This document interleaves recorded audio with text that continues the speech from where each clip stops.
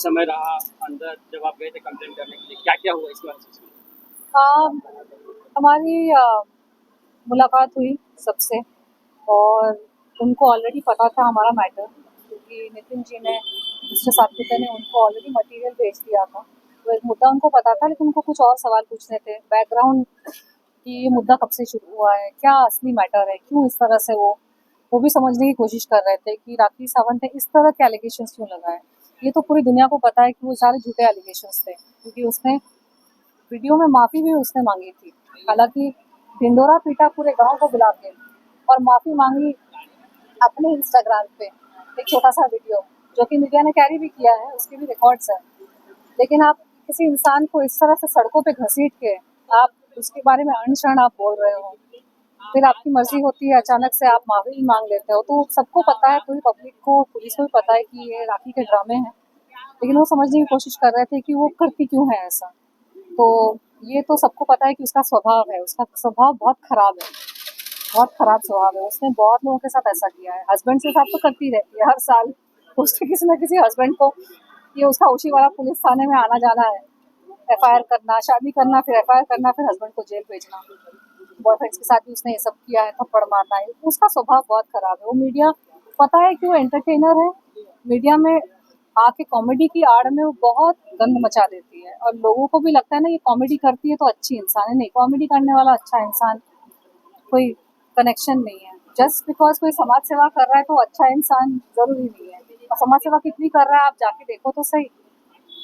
हमारे देश में बहुत सारे गुंडे मवाली है जो अपनी छवि को सुधारने के लिए उन्होंने संस्थाएं खोल के रखी है। ये तो आदि काल से, प्राचीन युग से चला आ रहा है।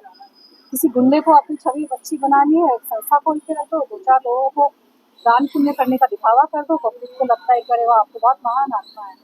राखी सावंत जैसे लोग आके मीडिया में कॉमेडी करते हैं, फनी हरकतें करते हैं, हंसाते हैं, इसका मतलब ये नहीं कि वो अच्छे इंसान है।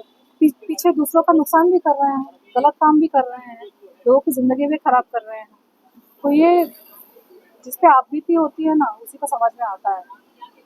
2018 में जो वीडियोस उसने बनाए, उसने मुझे अपनी कॉमेडी का पात्र बनाया, अपने अटैक का पात्र बनाया। उसने घात पे घात करती रही, झूठ झूठ बोल के। और जो ईमानदार, सही, सरल इंसान होता है ना, उसको बहुत चोट लगती है। उसकी ज़िंदगी में बहुत सारे असर फिर उसमें होते हैं, पर्सनल लाइफ, प्राइवेट लाइफ में। लोग आपको अलग नज़रिए से देखना शुरू करते हैं जब आपके बारे में ये सारी बातें सुनते हैं। कोई आएगा नहीं पुलिस स्टेशन, मेरे घर में कोई आके कंफर्म कर रहा है कि मैं क्या हूँ, कौन हूँ, मैं सच में ड्रग्स लेती हूँ कि नहीं, सच में मैं सारे हरकतें करती हूँ कि नहीं, कोई पूछेगा नहीं। कोई जानता भी नहीं है ना मुझे। लोग तो हमें स्क्रीन पे देखते हैं, जो सुनेंगे हमारे बारे में लोग वही बिलीव करेंगे। और राखी सावंत तो डंके की चोट पे एक नहीं 6, 7, 8, 10 वीडियो बना के उसने ये सारे गंद मचाया। तो क्या मुझे हक नहीं बनता है कि मैं जस्टिस मांगूं, अपने लिए न्याय मांगूं? मैं सरल हूँ, मैं सॉफ्ट स्पोकन हूँ। आप देख रहे हैं, पिछले हफ्ते मैंने इंटरव्यूज करी, मुझ में उतनी शक्ति नहीं होती है इस तरह के लोगों से लड़ने की। फिजिकली मैं उतनी स्ट्रांग नहीं, मैं मेंटली इमोशनली बहुत स्ट्रांग हूँ, स्पिरिचुअली स्ट्रांग हूँ। फिजिकल स्ट्रेंथ मुझ में भगवान ने शायद उतनी नहीं दी है, इससे मैं थक जाती हूँ। मुझे अपने आप को थोड़ा सा उठाना पड़ता है, थोड़ा सा अपने आप को मोटिवेट करके मैं, लेकिन मैं, ये शैतान है, कितने सारे शैतान है, मैं अकेले कितनों से लड़ूं? मैं, शक्ति होनी चाहिए ना एक इंसान में। और मुझे बनाया ही नहीं भगवान ने ऐसी लड़ाइयाँ करने के लिए। इंटरव्यूज भी देती हूँ, थक जाती हूँ उसके बाद। और राखी सावंत को देखो, घंटे पर घंटे बोलती गई हर रोज मीडिया के सामने। मैं एक दिन मीडिया के सामने आती हूँ, मुझे 3 दिन मुझे रेस्ट लेना पड़ता है। मैं मंदिर जाती हूँ, थोड़ा रेस्ट करती हूँ, थोड़ा अपना स्पिरिचुअल कनेक्शन कुछ भी करके, वो सारी चीजें अपने आप को शांत करने के लिए, अपने आप को थोड़ा वो करने के लिए। तो मुझसे नहीं होता है, लेकिन फोर्स हो गई हूँ, फोर्स हो गई, करना पड़ेगा अपने लिए, वरना दुनिया ही ऐसी है। मैम, मी टू मूवमेंट में भी आप सबसे पहले खुल के आई थी, उसके बाद में कहीं ना कहीं पूरी इंडस्ट्री आ गई, तो इस पर भी क्या लगता है आपको? लेकिन कुछ जो केसेस है उस पर अब तक कार्रवाई नहीं हुई है, तो उसके बारे में क्योंकि विक्टिम्स की आवाज इतनी बुलंद नहीं होती है। शैतानों की आवाज, दैत्य दानवों की आवाज, जो राक्षस होते हैं ना, राक्षसी प्रवृत्ति के जो लोग होते हैं, उनमें एक अलग तरह की शक्ति होती है। और जो विक्टिम्स होते हैं, जिन पे ऑलरेडी प्रताड़ना करी हुई है, अत्याचार हुआ पड़ा है, उनकी तो वैसे भी शक्ति किसी ने तोड़ दी है ना। जो बहुत सारे विक्टिम्स आए थे आगे मीटू के टाइम पे, प्रूफ लेके भी आए थे, उनके विटनेसेस को डरा धमका के पीछे कर दिया जाता है। उनको डराया धमकाया जाता है। और जैसे कि मैंने कहा कि हर इंसान में नहीं होती है कि आप रोज झंडा लेके लड़ने पड़ो। हर इंसान की क्षमता अलग होती है। जो गुंडे होते हैं ना, उनमें वो एक तेज होता है। तो इससे पहले आप मैम नाना पाटेकर के बारे में काफ़ी कुछ बोल रही थी, उनके बारे में जानना चाहेंगे कि कहीं न कहीं उनके अगेंस्ट भी आप 2018 में केस फाइल की, लेकिन अब तक उस पे कोई कार्रवाई नहीं हुई। क्योंकि हमारे 14 विटनेसेस थे, 14 विटनेसेस में 1.5 विटनेसेस के स्टेटमेंट रिकॉर्ड हुए। कई प्राइम की विटनेसेस को फोन कर करके डराया गया था।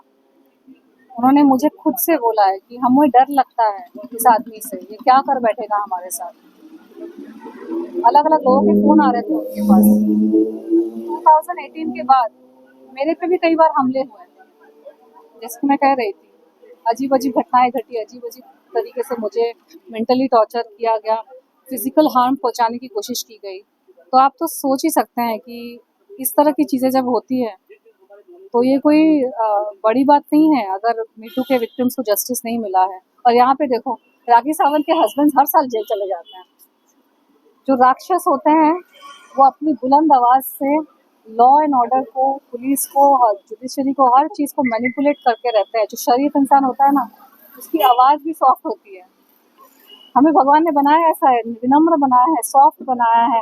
हमें दुनिया को अच्छा बनाने के लिए बनाया गया है, लेकिन हम शैतान से लड़ लड़ के थक जाते हैं। हम दुनिया को कैसे सुंदर बनाएं, बताइए आप। काफ़ी गंभीर आरोप लगाए थे, जैसे कि ड्रग्स देना, ये सब चीज़ें। लेकिन जब राखी को पूछा गया, पर्सनली मैं ही पूछा था उनको, तो फिर राखी का कहना है कि आदिल क्या दूध पीता बच्चा है, दूध तो नहीं पीता है, ड्रग्स तो खुद ही दे सकता है। तो इस पे क्या टेक है? कहीं ना कहीं आप भी बोल रही कि आप पे भी काफ़ी आरोप लगा है।